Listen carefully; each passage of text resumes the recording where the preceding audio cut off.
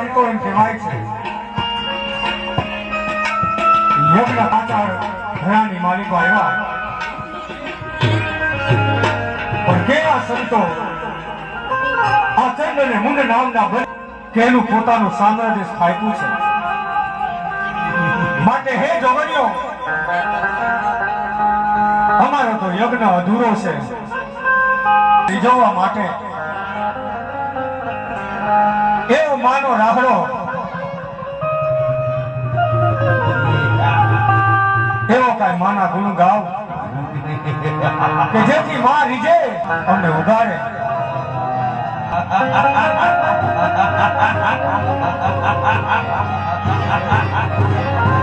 અને ત્યારે ચારે સંતોના આહવાનથી જોગણીઓ એવો કઈ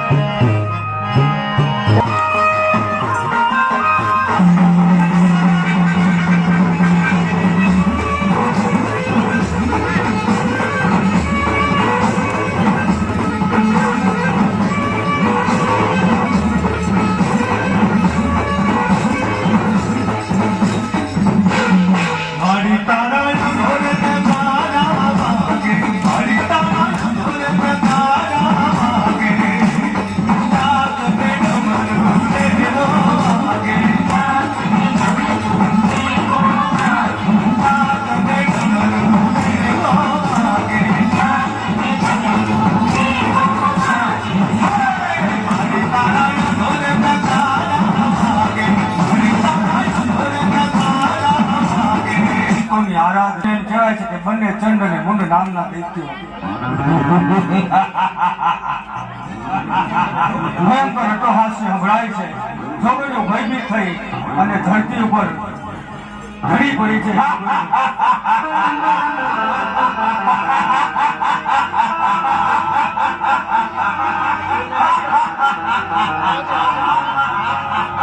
બંને મહાકાય રાક્ષસો ચંડ અને મુંડ નામના બંને દૈત્યો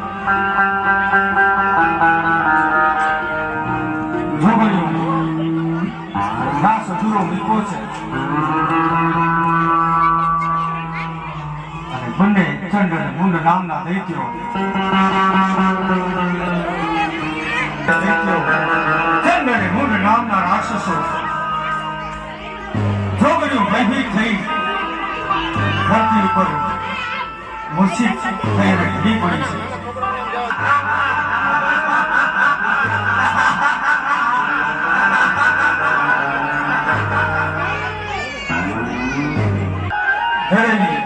જોગણીઓ તો પ્રહાર કરવા માટે બંને દૈત્યો હાથમાં ખોળ લઈને એમ કહેવાય છે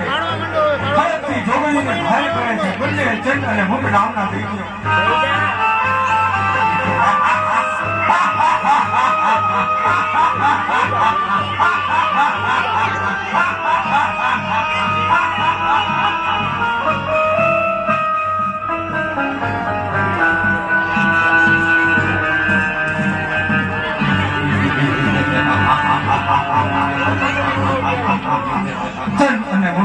બંને દૈત્યો સંતોના યજ્ઞો ભરાવ્યા નોરતામાં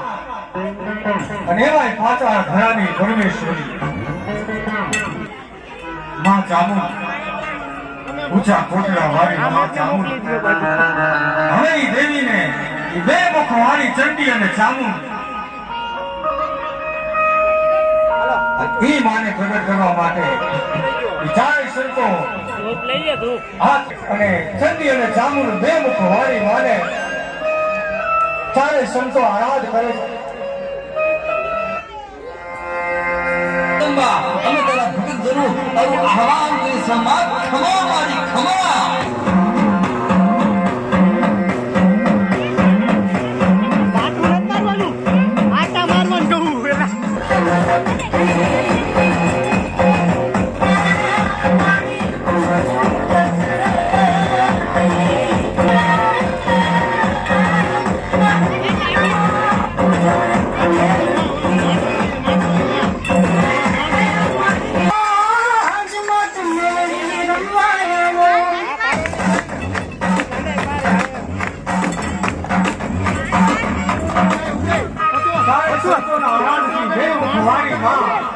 ચંડી અને ચામુંડ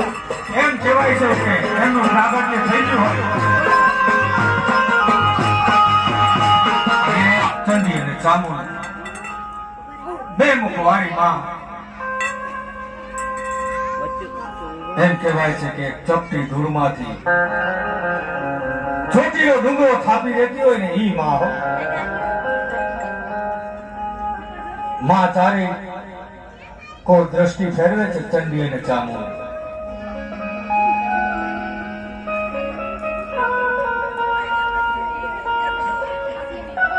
મારી તારા બેહણા ગઢ ગીરના નવ ખંડમાં નજરું કરે આવી માં. ત્યારે ચારે સંતો માં ચંડી ચામુંડ પાસે જાય છે. જો કે માંથી તો કોઈ વાત અજાણ નથી, પણ ચારે સંતો માને વંદન કરે છે. હે માં, અમે આ નવરા નોરતામાં તારા યજ્ઞ નો આરંભ કર્યો, પણ માં 8 માસના લોચા નાખી યજ્ઞ ઉઘરાવ્યા. માં બીજું તો ઠીક માં, પણ આ બંને દૈત્યોએ તારી જોગણીઓ જ્યાં નવલા નોરતામાં તારા ગુણગાન તારો રાહડો ગાતી હતી માં, ઈ બંને દૈત્યોએ તારી જોગણીઓને ઘાયલ કરી માં, તારો રાહડો અધૂરો છે. અને માં આ ચંડ અને મુંડ નામના બે મહાકાય દૈત્યોએ આ પૃથ્વી ઉપર એમ કહેવાય છે કે માં હાહાકાર મચાવ્યો છે. અને માં હવે તું આ ચંડ અને મુંડ નામના બંને દૈત્યોનો સંહાર કરી અને આ પાચાળ ધરતી ઉપર ચોટીલા ડુંગરે માં બિરાજમાન થા. આટલી અરજ કરી અને ચારે સંતો ચંડી અને ચામુંડને વંદન કરી અને પાછા ગિરનાર તરફ પ્રયાણ કરે છે.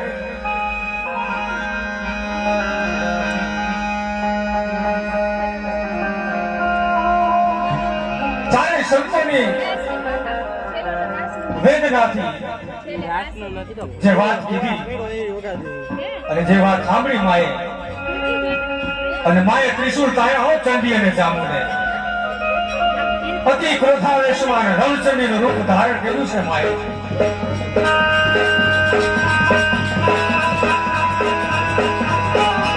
ચંડી અને ચામુંડ એમ કહેવાય છે કે નેત્રો લાલ થયા છે માના. નજર કરે છે ચારે દિશા. ફરી પેલા માને એમ થયું કે નવલા નોરતામાં મારો રાહડો અધૂરો મૂકે તો મહાપાપ ગણાય, માટે પેલા મારી જોગણીનો હું બેઠી કરું અને મારો જે રાહડો અધૂરો છે એ રાહડો પૂરો કરે. ત્યારે ચંડી અને ચામુંડની ત્રિશુલની અણીએ એમ કહેવાય છે કે જોગણીઓને બેઠી કરે છે. જોગણીઓ બેઠી થઈ માં ચામુંડને વંદન કરે છે.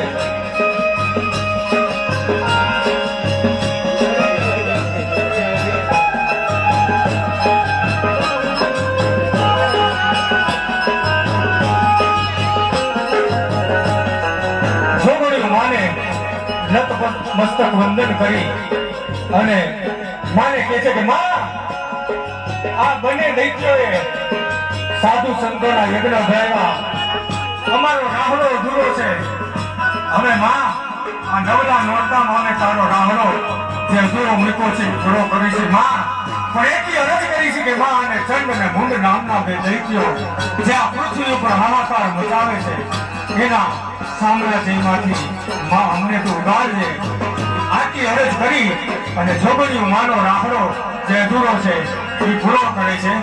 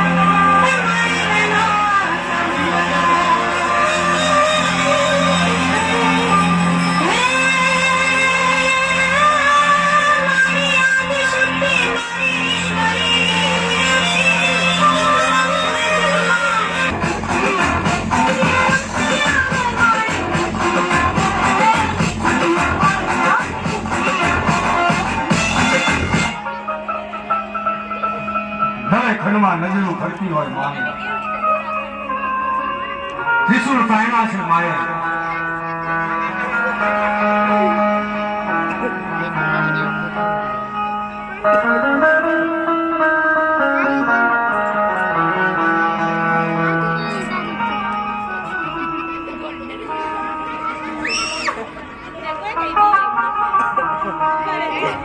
તારી દિશાએ નજરો કરે છે ત્યારે ચંડ નામનો રાક્ષસ એમ કહેવાય છે એની નજર પડી ચંડી અને ચામુંડ માં ઉભા છે નજર પડી અને જોવે છે કે આ લાલ ચુંદડી છૂટા કેસ માથે મુગટ હાથમાં ત્રિશુળ અને નાની એવી બાળા આ તો આની પહેલા તો આપણે આને જોઈ નથી અને આ બાજુ ચંડી અને ચામુંડ બે મુખો વાળી માં અતિ ક્રોધમાં આવી અને મારે તો ખબર છે કે આ જ દૈત્યો છે અને ત્યારે ચંડી અને ચામુંડ યુદ્ધ કરવા માટે માં અતિ ક્રોધમાં આવી રામચંદ્રનું રૂપ ધારણ કરી અને ચંડ ઉપર પ્રહાર કરે છે માં એમ કહેવાય છે કે ચંડ ઉપર પ્રહાર કરી પણ આ તો આસુરી શક્તિ ફરી પાછો ચંડ બેઠો થઈ અને માં હવે યુદ્ધે છેડ્યો છે પણ એને ખબર નથી કે આ તો માતા ધનાની પરમેશ્વરી અને એક લાત મારી અને જેને જેને આ શક્તિની લાત લાગી છે એને આ દુનિયામાં ક્યાંય સ્થાન મળ્યું નથી પણ ચંડ પાછો બેઠો થઈ અને ચંડી ચામુંડ હારે એમ કહેવાય છે કે યુદ્ધે છેડ્યો છે પણ આ તો બે મુખો મારી માં શક્તિ અને દૈત્યનું યુદ્ધ આ યુદ્ધમાં કેવો વિજય થાય કેવો વેગો ફટકે છે અને જ્યારે ચંડી અને ચામુંડ એમ કહેવાય છે કે ચંડ નામના રાક્ષસે એ લાત મારી અને પૃથ્વી પર પછાડી અને ત્રિશુળની અડીએ એ ચંડી અને ચામુંડ બે મુખો વાળી માએ એમ કહેવાય છે ચંડ નામના રાક્ષસનો વધ કર્યો છે અને માં ચંડને મારી અતિ ક્રોધાવેશમાં શરીર કાપે છે મારું મૂળ કેમ જો બીજાને ગોતે છે અને ચંદનું નિષ્ફળ દેહ પૃથ્વી ઉપર પડ્યું ત્યારે હવે માં બીજા દૈત્ય મુંડને ગોતે છે એમને સાધુ બહેનો ઘડી ખબર બેસી જાઓ રાક્ષસને બહેનો બેસી જાઓ હમણાં પછી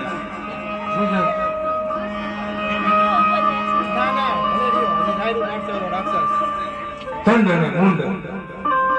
બંને દૈત્યોમાંથી એમનો વધ થયો છે અને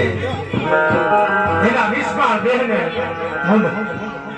હલાવે છે હાથ પર હલાવે છે ચંડ કાંઈ બોલતો નથી એટલે મુંડને એવું થયું કે નક્કી મારા ભાઈને કોઈએ મારી નાખ્યો છે કોઈએ વધુ કર્યો છે અને ત્યારે એ મુંડને કહેવાય છે કે ખબર પડી કે મારા ભાઈનો કોઈ વધ કર્યો છે ત્યારે મુંડ ચંડના નિષ્પ્રાણ દેહ ઉપર મસ્તક મૂકીને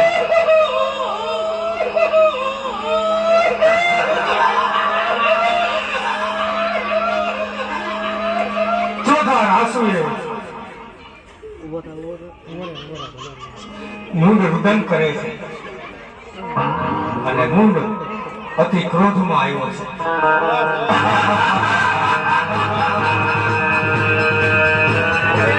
અતિ ક્રોધાવેશમાં મુંડ અને આ બાજુ માં ચંડી અને ચામુંડ બે વાળી માં ત્રિશૂળ તાળી અને મૂંઢને ગોતે છે કે કેમ જોઈ દૈત્ય મારા જોગણીના રાહડા અધૂરા મૂકીને ખાલી કરી મારા સંતોના યજ્ઞ ભરાવ્યા અને હવે ક્યાં હટાઈને બેઠો છે મૂંઢ પણ મૂંઢ મનના વધતી એટલો ક્રોધમાં આવી અને આ પૃથ્વી ઉપર હાહાકાર મચાવ મેળવ્યો અને ત્યારે ચંડી અને ચામુંડ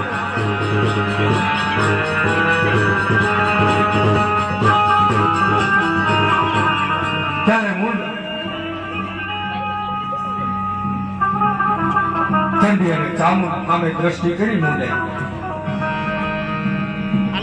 કે આ ત્રિશૂળ માથે ઉંગટ છૂટા વાળ લાલ ચુંદડી ઓઢેલી માં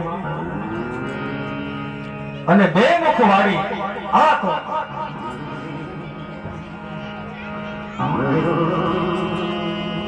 આની પેલા આપણે ક્યાંય જોઈ નથી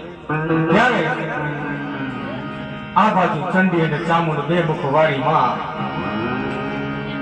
યુદ્ધ કરવાની તૈયારીમાં આ બાજુ મૂંઢ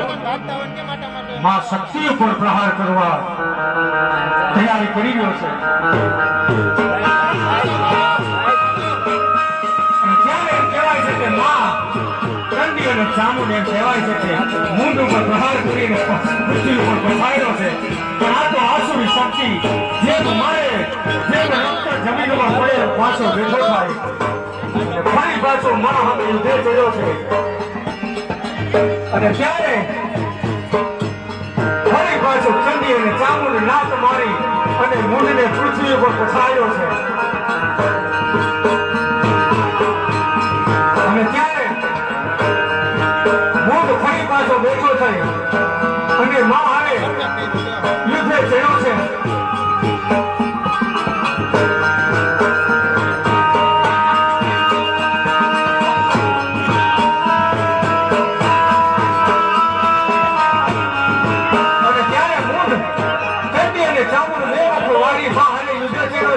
અને હવે આ ચામુંડ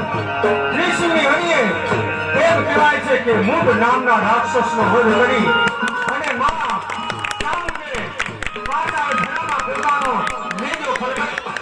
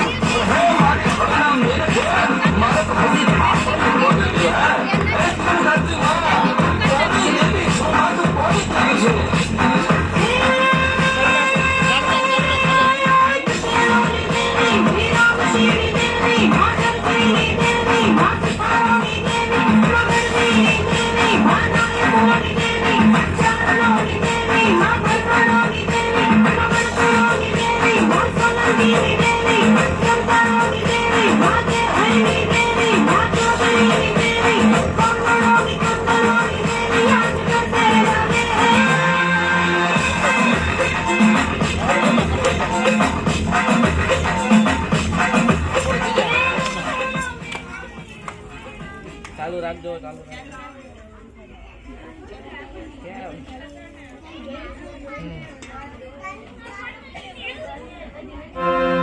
અખિલ બ્રહ્માંડ પાંડવ સકળ વિશ્વની જનતામાં ભગવતીનું આગમન થાય ત્યારે બાપ આમ ખરે વસુંધરાની કાકરે કાકરી જેને આગમનની વાટ જોતી હોય એના કારણે કહેવાય છે કે બ્રિજબાન કરતા નાતના તાલે હે માં હે જગદંબા અમે તારા ભગતજનો તારું આહ્વાન કરીએ છીએ માં